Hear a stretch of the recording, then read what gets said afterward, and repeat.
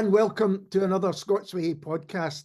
And today I'm joined by restaurateur and writer Carina Contini to talk about her delicious cookbook, the Contini Cookbook, published by Birlinn Books. Hello, Carina.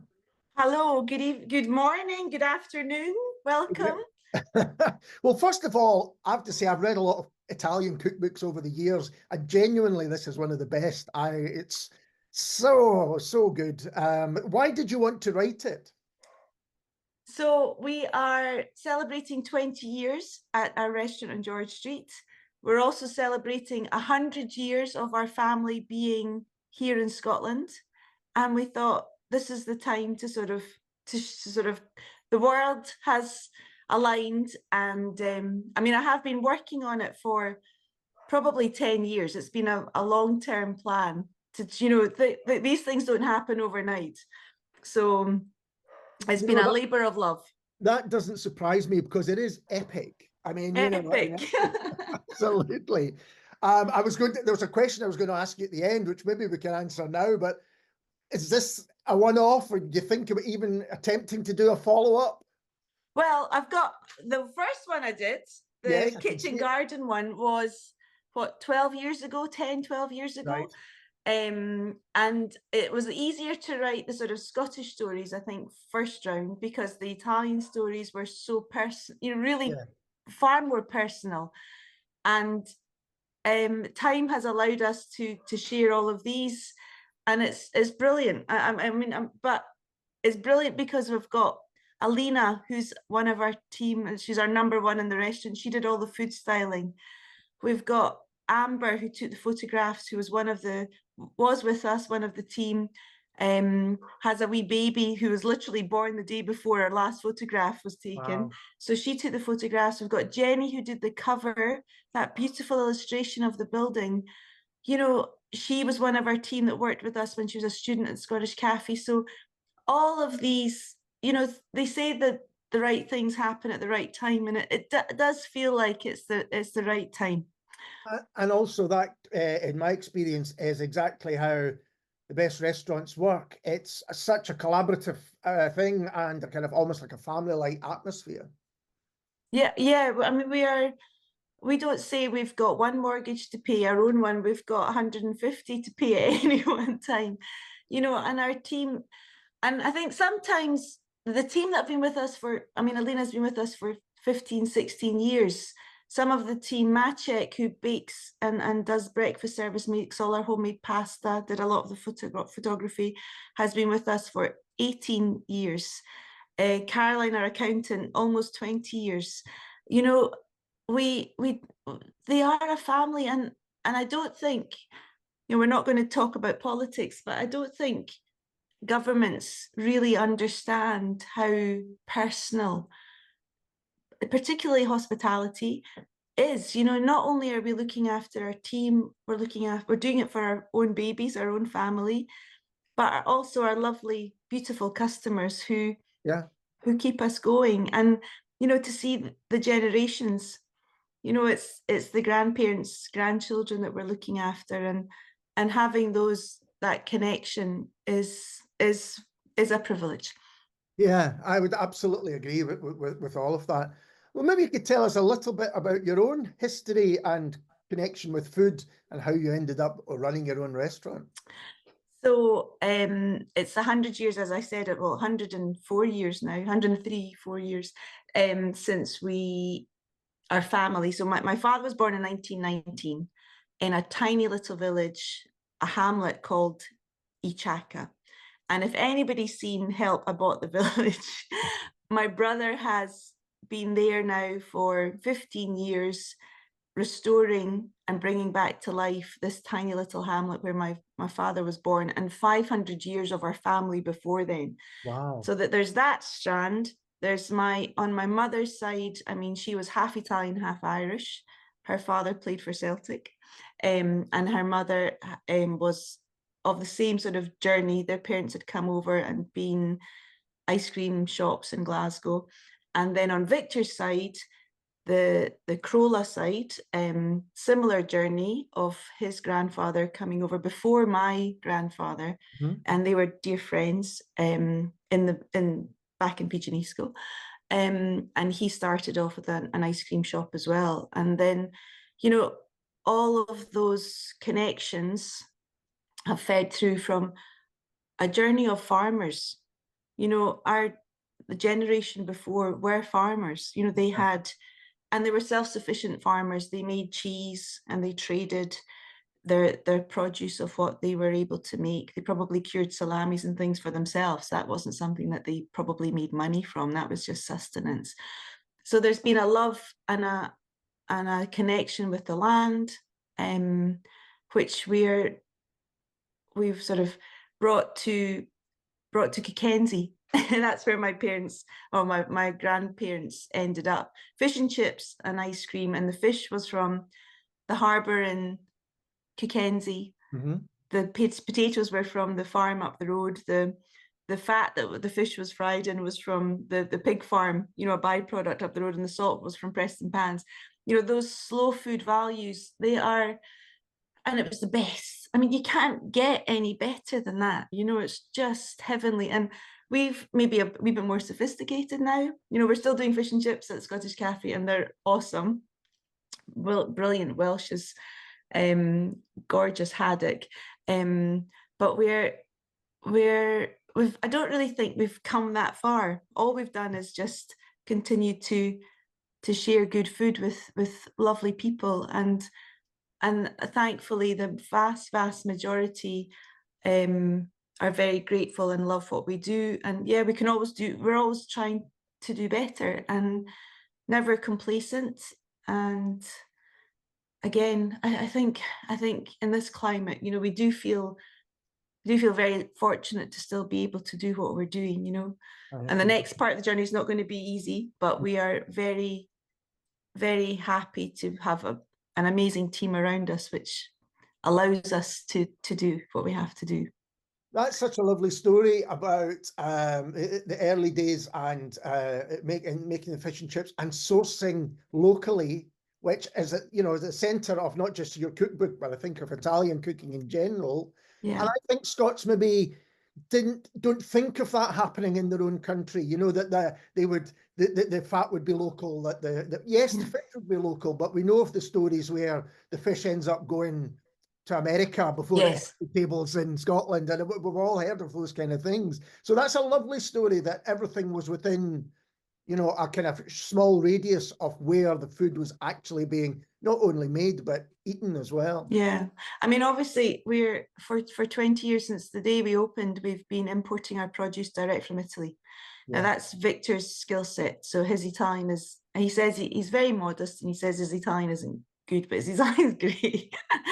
And he does everything on WhatsApp. You know, we're buying from the market in Italy. You know, yeah, truffles we'll get via air when they're in season. You know, we're buying our olive oil from my brother, from some of our trees now, which is amazing. Something, a new project that we've started, our olive trees.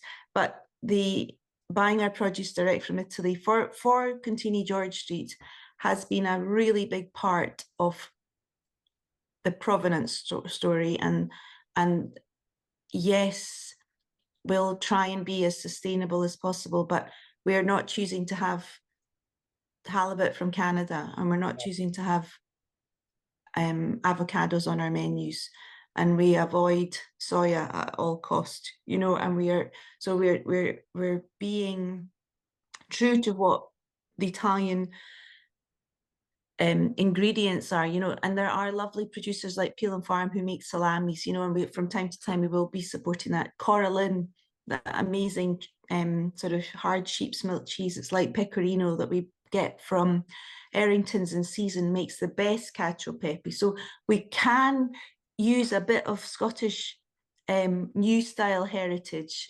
to supplement, but a piece of I know Amalfi lemon, we can't get those here.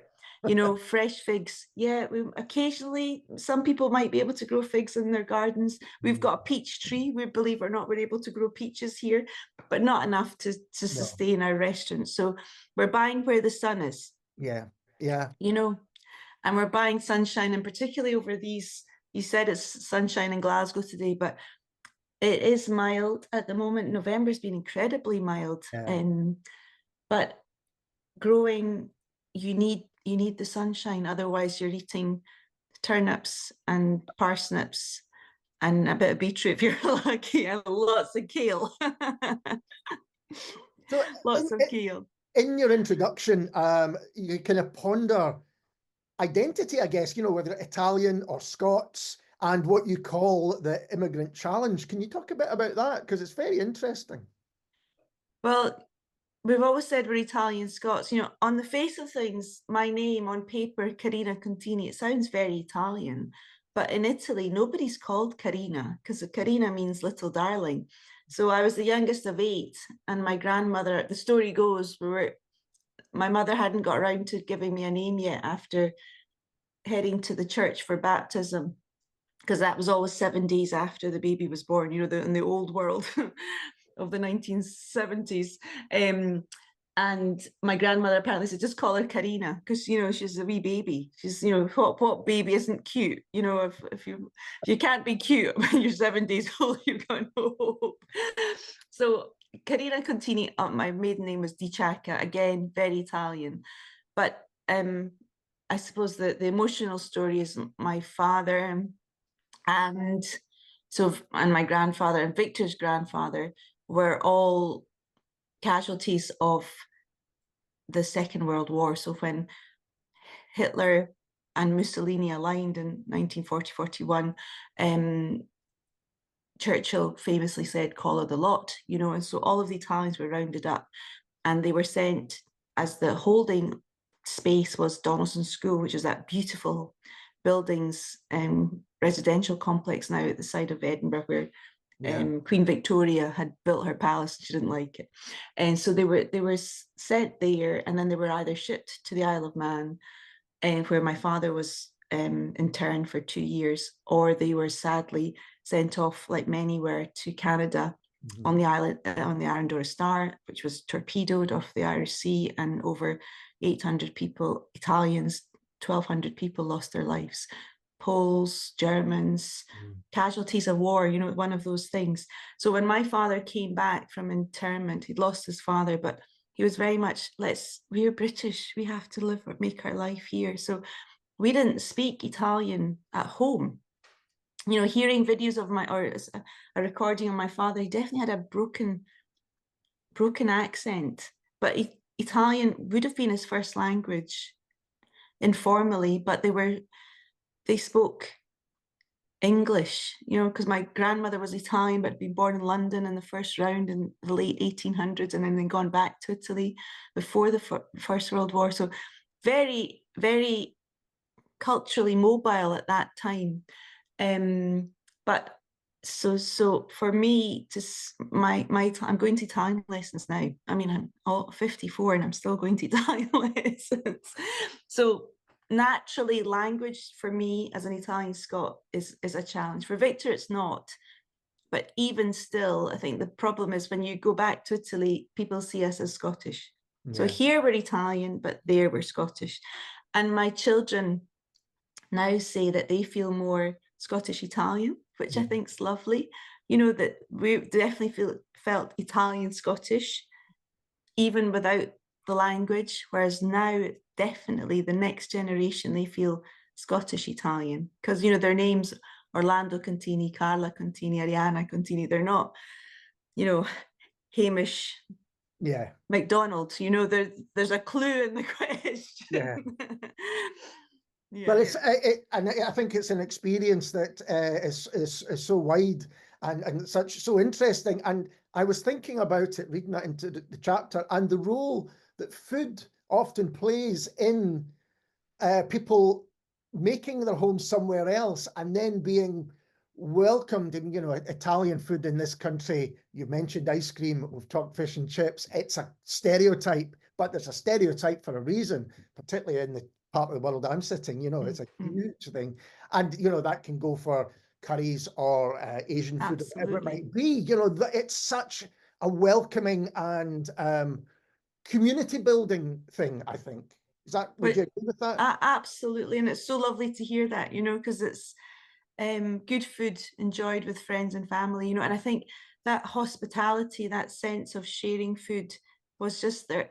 was the instinct. You know, it said, how are we going to make a living? You know, I've seen my grandfather's the census document from about 1919 or something. Oh no, it's my great grandfather's, and it was accordion repairer and ice cream seller. Wow. So that's my grandmother's father. So in London. So he repaired, so he was a musician. So like, you know, culturally, whether you were playing the bagpipes or the squeeze box in the north of Scotland or in the east of Scotland, you know, around the islands, there was a musical connection because people had to entertain themselves. You know, they didn't have television. So he played the accordion and could repair an accordion. And what did he do? He sold ice cream. So he would go and buy the ice cream and then he sold it from the hokey cokey. I mean, it's you're of a generation that you know what the hokey pokey man was, you know, but you know, the Echo and Poco, this little piece of ice cream, chilled cream that was served on a glass plate. Yeah. And you would lick the plate before an ice cream cone was invented, you know. Thank God they invited the ice cream cone. And that was always in a Italian run cafes, or usually that's where you found these for the first time. I think that's where I first had a coffee of any kind of description as well, would have been. I know, and I suppose it's before, you know, it was due to licensing laws, because you could only drink in a pub at a certain time, whereas the cafe was open, and it became the meeting place, you know, and it was the community centre. And we still do that, you know, and particularly at George Street, when we opened 20 years ago, we started open 8 o'clock in the morning, and then we had to open at 7:30 because we're so busy now with people working from home. We open at 9. But that sense of coming together, and whether it's the business community or families or tourists, but just friends, having a place just to meet for a cup of coffee. And then, that can go all the way through the evening into fabulous aperitivo, and have some lovely snacks with your Campari spritz. I love a Campari spritz as opposed to an Aperol spritz. I only drink an Aperol spritz when I'm in Italy somehow. Here I think that maybe it's the weather. I want something a wee bit stronger as well. Yeah. So as I mentioned before we started talking, I worked in restaurant and bars for many years, and I find there's something special about the day in the life of an establishment like that. Is that your experience? You know, going into work, it's different every day. Yeah. Well, I feel very, very lucky, because for 20 years, I've had my breakfast at George Street, and I don't know if it's tax deductible or not. Quality control, and it's absolutely consistent. You know, and I go in every morning. I normally start the day at George Street, and then I'll work to Scottish Cafe or Cannonball and get out and about. But it's been an easy base for me there. And I start with an Americano, single shot, because I have a few a day, and then the team will bring me poached eggs or scrambled eggs and toast, and then my water gets topped up, and that's my start to the day. But the restaurant start to the day, you know, it takes a long time to get a restaurant up and running. You know, it really does. You know, our team are in there from 6:30. We've just started opening Cannonball at 10 o'clock, because it's just to get the day early, because you know, Edinburgh city centre, I'm sure Glasgow's the same, with LEZ access, very much deliveries, everything is so much harder than it used to be. So that final plate of food, the layers of task behind that final plate, never mind your glass of wine and your napkin and your polished cutlery, and you know, the lighting and the heating and the Christmas decorations that we're all seeing and experiencing now, you know, but the prep, the delivery, the prep, the recycling that goes on to everything, you know, it's equipment breaks down, you know, it's maintenance, you know, all these things that you don't, that are going on literally, you know, we are like swans, you know, kicking underneath the water. No, absolutely, things need changed. Bulbs, it just never stops. It just never stops. And I mean, at George Street and Cannonball, we're printing the menus every day, you know, we're just so because we're reliant on what's coming in. So there'll be produce coming from Italy. We have produce from our kitchen garden. We've got 1 acre kitchen garden where we grow. And even now in November, so yesterday I took in 3 or 4, 5 different types of herbs, the last of the squash, radishes coming out, which is lovely. So it's not just the radish, we obviously get the leaf as well, so that becomes part of the salad. Horseradish at this time of year, the last of the apples, so that sense of being able to, and dahlias. So we have beautiful dahlias because obviously the leaves are edible. So even in November, we're still able to, but again, it's 1 day, 2 days worth of produce. So having to change those menus is really important. So going back to the book, how did you approach writing it? It must seem like a huge undertaking to begin with. I was thinking, do you start with the sections and then fill those with the recipes, or do you think of the recipes first and then you think of the ones that are going in? How does it? So I think with the Kitchen Garden Cookbook, we did it January, February, March, all the way through to December. So everything was coming out of the garden. But for this one, we did it the way you eat. So that sort of aperitivo, that small plates, then the premies, the secondis, the fish meat, and then the dolce, and then the bread section, and then obviously your aperitivo, your some cocktails, and a bit of Victor's knowledge on wine. And then we've sort of peppered it with what has inspired us about Italy, the travels of Italy that we've been able to do over 20 years. And that's only got richer, I suppose. If I couldn't have written that 20 years ago, because I hadn't been to Puglia 20 years ago, hadn't been to the Dolomites 20 years ago. So those being able to experience the regional food heritage of Italy was a big part of feeding into the book. And how did you choose then what to put in, and perhaps more importantly, what you had to leave out? Well, it's our favorites. Everything that's in there is stuff that we cook, it's just, I was in Italy at the weekend because it's so easy and cheap to get there. It's, thank you, Ryanair, that's my sustainable miles going out the box. And I went to a restaurant I hadn't eaten before, and I ate something. It was a meat restaurant, and they had this stufato, a sort of beef stew with peppers and tomato. And I was shocked. I was almost stunned, because it was just like eating, because it's a dish that I don't make because my kids don't really like it. They'd rather have a curry. We have we eat Italian every day, but every so often, you want something different. Of course. And that's one dish. If I've got lamb or beef, they'll say, "Mummy, make a curry, don't make an Italian stew," type thing. And it was so evocative of my mother's cooking, my grandmother's cooking. This is food from our region that's not left our region.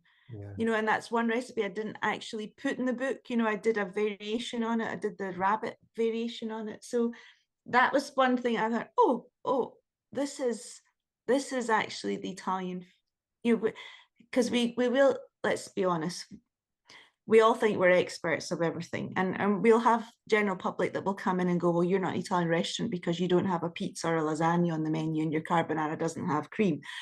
But we'll leave those arguments for another day. But also they'll say, well, I've been to Italy and I've tasted it and it doesn't taste like that. It's made up of 20 regions, and even within our tiny little region, we're sort of Lazio, Abruzzo sort of border. My grandparents and Victor's grandparents are all within maybe 2 miles of each other. So 3 families are within 2 miles, and then Victor's dad is actually from Pozzuoli, from Naples. So they're down here. Their family was adopted, but they're down here, which is all completely different, because it's fish. We're no fish up here apart from salted cod. But between those 3 miles difference, or 6 miles difference, fritelli are cooked differently. Gnocchi are prepared differently. Sugos are cooked differently. If we take gnocchi, one grandmother used an egg. Another grandmother would put in self-raising flour. Another grandmother would put in plain flour and a bit of milk. Just variations. And we use potatoes and flour and nothing else. No salt. And we don't even use salt. So that was one of the grandmothers used salt. Right. You know, and we've got 4 recipes now of the same dish. Yeah. But so which one is right? I think I think the variation that we're on now, you know, we've taken those learnings and we've got the lightest one out of all of them. And it's what we make every day in the restaurant, and the team make it every service. Our fresh gnocchi, lovely, beautiful, fluffy potatoes that are boiled, mashed, weighed, and then we match it with 50% of plain flour, not strong flour, just a baking plain flour, no salt. And then when it's blanched, then the sauce is seasoned, and that's when you get the flavor. But who knows what Italian food is? You know, it's because it's fabulous. It's so diverse. I like that idea that everyone can have their opinion, but I just happen to have the right one. That's what you're saying. No. I think it's listening and learning and sharing what your feeling of the reflection is, you know, because we can all see something in the mirror, and sometimes we like what we see and other times we want it to be something else. Well, actually, throughout the book, there's lots of helpful and insightful tips from the kitchen, as they're called. And one of them is, don't add your salt into your sugo until the very end, because it might make the tomatoes bitter, which, you know, I hadn't considered myself. But I was interested, are these things you have learned or been told, or a bit of both? So obviously my mother was a very good cook. She had a cafes and a catering business. She was probably more influenced with that French style. My mother was a bit posh. If you think I'm posh, my mother was, but she was from Glasgow. There you go. She had that Glasgow glamour of the 1950s, definitely. So she was a very, very good, brilliant baker. Victor's mummy, because we've got 3 children and we've moved to various houses and lived with her in between doing the work, you know, just to help us. I've spent a lot of time with mum in the kitchen, and she's sadly no longer with us. She was an amazing cook, and she also had a very demanding Italian husband who wanted his lunch on the table every day, and every day had to be different. So she was a very, very big mentor for me. Then traveling, eating, we love Victor and I love food. Our children love food. Actually, my kids teach me more than, you know, because they're so influenced with social media. You know, they'll watch podcasts, they'll do Instagram, they'll see a new trend of something that's happening in Milan. There's this, you know, or there's a tiramisu thing going on in Rome, you know, whatever it is, you know, they're fascinated and love it. And they'll say that'll be a reason to go there. You know, they'll try and find a reason to go there. Victor's also a very good cook. Victor's a brilliant cook. He's got patience. Victor's lunch might arrive at 5 o'clock in the afternoon, but it's that time, energy, and care. Whereas my lunch will be ready for 2 on the dot, no problem. You know, always 2 on a Sunday. So he's obviously very good, and and also our team bring skills, because I'm a cook, I'm not a trained chef, you know, but I think there's a lot of trial and error. Yeah, absolutely. But what I was interested about the tips is they're not all what you would call kitchen tips. And one I can quote it is, if you can't have a holiday in Italy, watch 3 Coins in a Fountain if you don't want to cry, Cinema Paradiso, and Roman Holiday if you do. Now, I must love a good cry, because those latter 2 are 2 of my favourite films. But there's lots of lovely little kind of, you know, and I think every recipe has one. Is that right? I started off with our restaurant's Centro3 originally. That's the name of our company. We changed the name because people were saying Centauri. There was a restaurant along the road that everybody got confused. And then when we opened up at Cannonball, we needed a bit of commonality, so we did it. And a part of me regrets it, but never mind. Who hasn't got an odd regret, you know? But je ne regrette rien. So we started off with 103 tips to life, you know. And I suppose it's when you've got a team and you're trying to convey your your vision and you're trying to get a message across. I think at the beginning, you know, we know that the stick doesn't work, you know, and we need a carrot. You know, carrot's so much better. Absolutely. And I use a lot of analogies to try and explain things, and also with being a mummy and having children, it's trying to explain things, and sometimes I think I'm like a broken record, but it's that sort of just bite-sized chunks of something to break up the story as well. You know, I want people to really enjoy this. You know, it's sometimes I've got my cookbooks are on the shelf, and there's some that I really go to, and they're almost a sort of extension. You know, Rick Stein's Indian book was a book that during COVID we just fell in love with, because it was just brilliant. There's books that I've got that I've never opened, you know, but they look really pretty on the shelf. So we want this one to look pretty on the shelf, and have people reading it, because it's a bit of fun, a bit of a laugh. Well, I was just going to say, this is a book for me that it's not just to look at, beautiful as it is. It's one to use on a regular basis. And I'm like you, I've got quite a collection of cookbooks. I love it. From when I used to work there, and people would buy me them. So you would get ones, I'm trying to think of a good example now from back in the day. Peter Gordon's book when he was working in Soho, he's a New Zealand chef, and I absolutely loved his stuff and I would use it. But then someone bought me Anton Mosselmann's, and with the best will in the world, it looked amazing, but I was not going to cook. It's his intricate recipes that he was doing in Michelin-starred restaurants. But I think that's the joy of this book, is that, you know, you really, the recipes which are begging to be made, I think. Oh, well, but they're, and I really hope people still come to the restaurant, because I've shared all our tips. But they want to see how it's done properly. We'll do the dishes.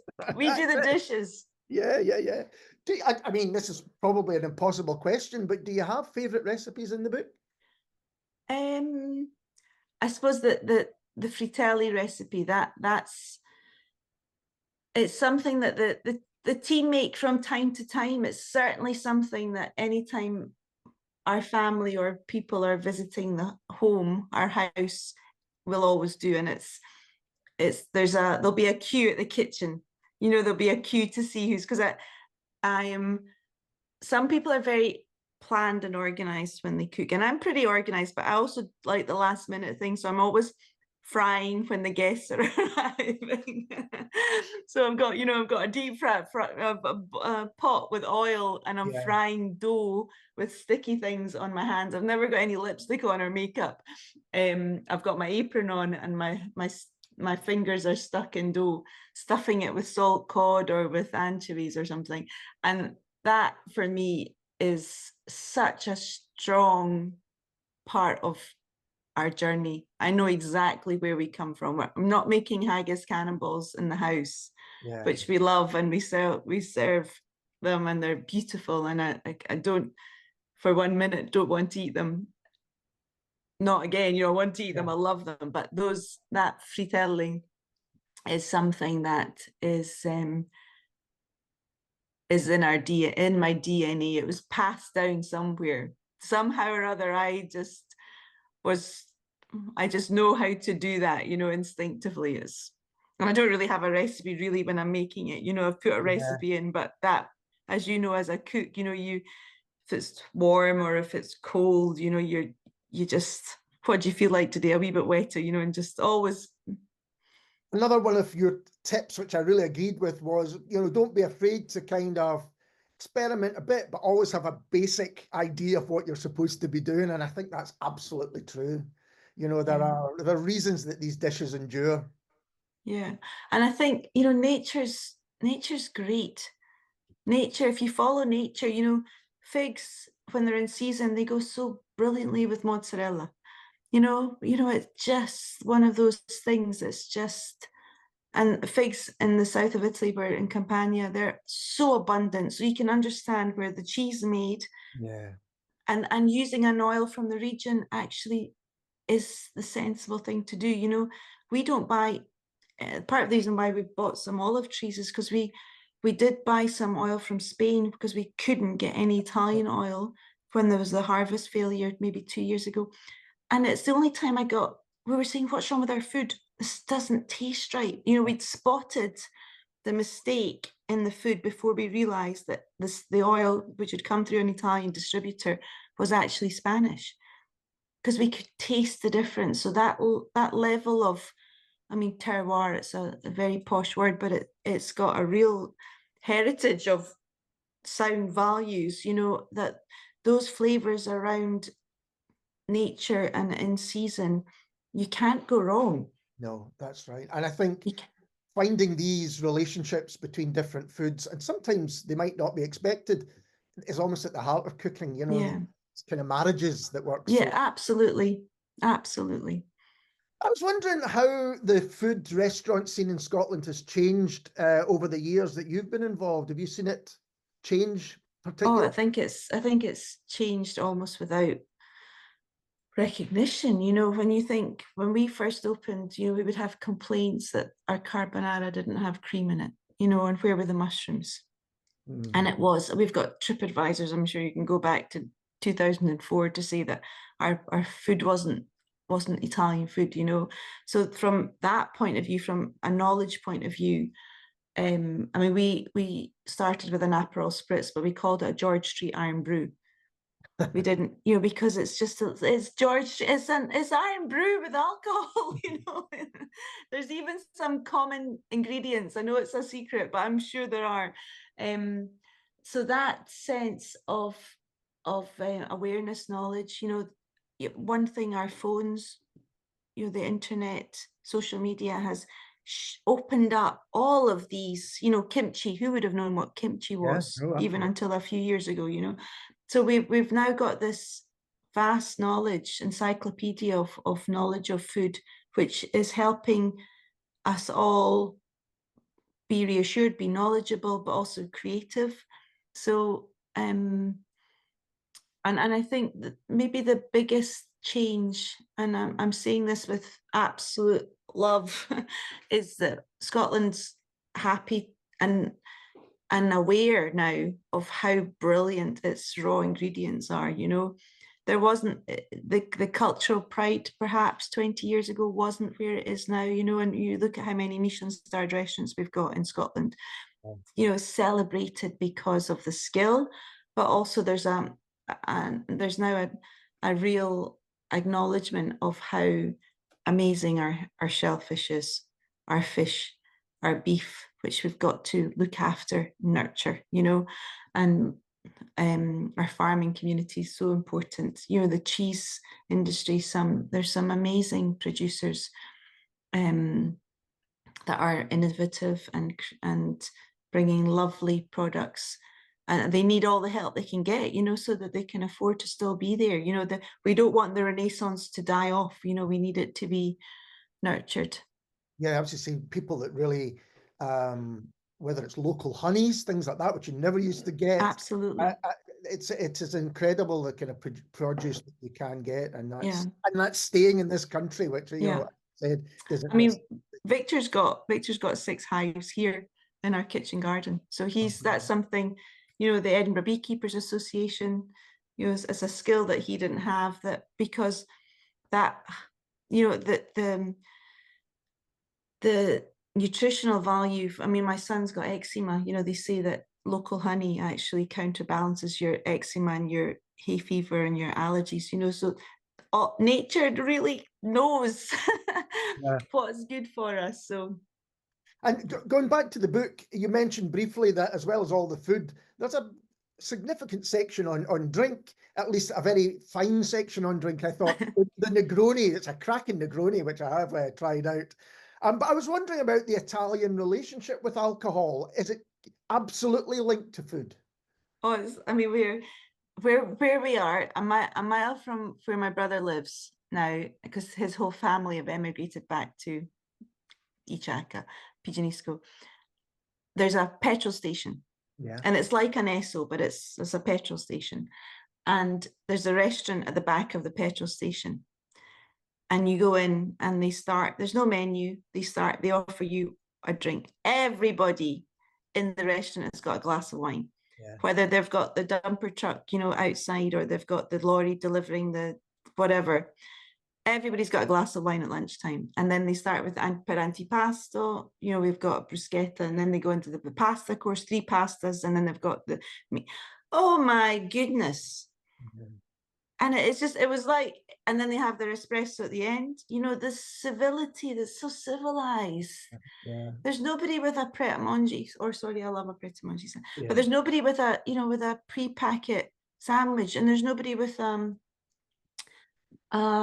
meal deal, because it's affordable. You know, we've got a tax system here that isn't, you know, there's 10% VAT on restaurants in Italy. We're sitting with 20%. You know, there's all of these layers, our business rates, and it's not businesses that are adding these costs. It's a system that is making it expensive, when actually we could create a very different relationship with food and alcohol. You know, in Italy, they don't have an alcohol problem. You know, it's sad that Scotland, we've got this, you know, minimum pricing. Is it helping us drink less? You know, in Italy, they're drinking and driving. I don't actually know what their road statistics are.